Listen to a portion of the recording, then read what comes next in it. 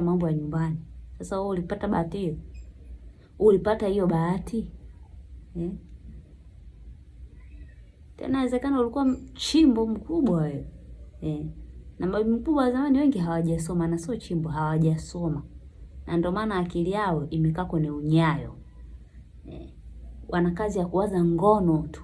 Kuanzia asubuhi ngono, mchana ngono, usiku ngono. Mna matatizo gani wa mama? Mnakera. Yaani mnakera kinoma noma. Hivi mababa zenu na mama zenu wakiwaona,